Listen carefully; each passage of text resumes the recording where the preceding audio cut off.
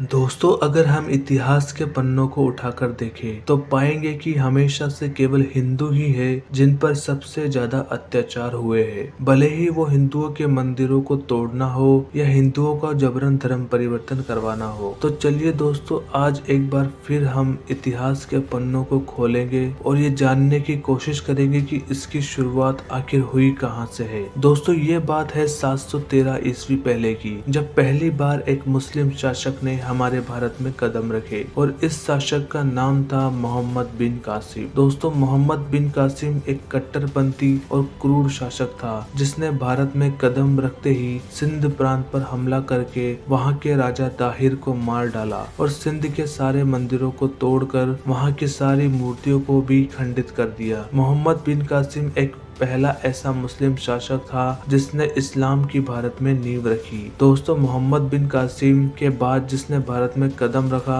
वो था महमूद गजनवी। दोस्तों, महमूद गजनवी एक ऐसा शासक था जिसने भारत में कदम रखते ही भारत के नॉर्थ वेस्ट में मौजूद गांधार पर हमला कर वहां के राजाओं को मारकर उनकी सत्ता को हथिया लिया और वहां पर मौजूद सभी धर्म स्थलों को ध्वस्त करके सभी मूर्तियों को भी खंडित कर दिया। और इतना ही नहीं, इसने पूरे भारत में काफी जगह मंदिरों को ध्वस्त करवाया और काफी मूर्तियों को भी खंडित करवाया।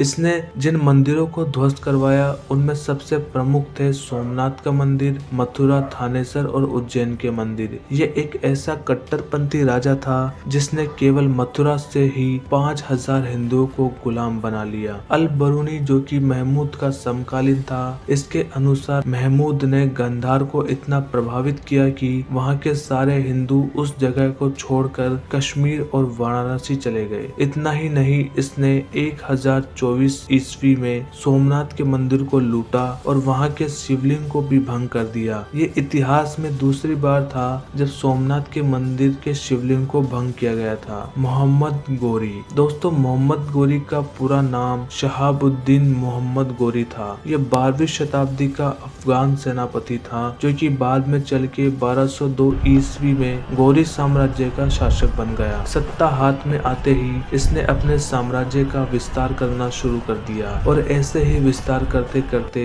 ये भारत आ पहुंचा। इसका मुख्य उद्देश्य था गैर इस्लामिक परंपराओं को मिटाना और इस्लाम का प्रसार करना। भारत पहुंचते ही मोहम्मद गोरी ने सबसे पहले 1191 और 1192 ईस्वी में पाटन पर हमला कर दिया और इस आक्रमण में इसने बहुत सारे हिंदुओं का नरसंहार किया। उसके बाद तराइन के मैदान में इसने पृथ्वीराज सिंह चौहान के साथ 2 बार युद्ध किए, जिसमें प्रथम बार में पृथ्वीराज सिंह चौहान विजय हुए, लेकिन अगले ही वर्ष द्वितीय युद्ध में पृथ्वीराज सिंह चौहान को बुरी तरह हार का सामना करना पड़ा। इसके बाद ये एक के बाद एक युद्ध जीतता चला गया। मोहम्मद गोरी ने अपने जीवन काल में बहुत से मंदिरों को तोड़ा और हिंदुओं का नरसंहार किया। काफी राज्यों को जीतने के बाद मोहम्मद गोरी गजनी चला गया और जाते जाते इसने अपने जीते हुए राज्यों को अपने सेनापतियों को सौंप दिया। उसके बाद में मोहम्मद गोरी के गुलाम कुतुबुद्दीन ऐबक ने गुलाम राजवंश की नींव डाली। अगर हम बात करें मोहम्मद गोरी की मृत्यु की, तो गजनी जाते हुए खोखर के जाटों ने